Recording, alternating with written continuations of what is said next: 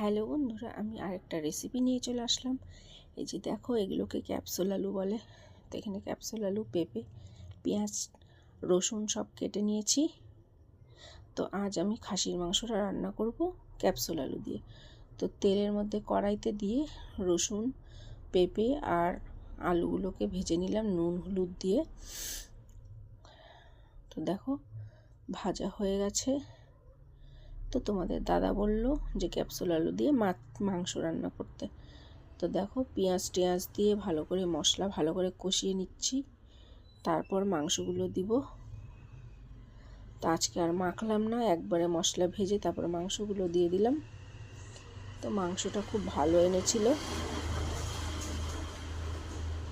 তো এই যে দেখো মাংস দিয়ে দিলাম, ভালো করে মশলাগুলোকে দিয়ে নেড়ে চেড়ে ঢেকে দেব। মাংস হতে অনেক সময় লাগে।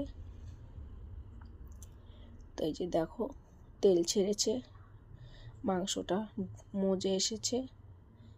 এবার আলুগুলোকে দিয়ে দেব। এবার দিয়ে প্রেসারে আমি দেব। ওদিকে গরম জল বসিয়েছি। তো এই যে দিয়ে দিলাম প্রেসারে, সিটিও মারা হয়ে গেল। আবার নামিয়ে কড়াইতে ফুটালাম। তো গরম মশলা দিয়ে নামিয়ে নিলাম গরম গরম খাসির মাংস। কি দারুণ খেলাম। ভালো থেকো, টাটা।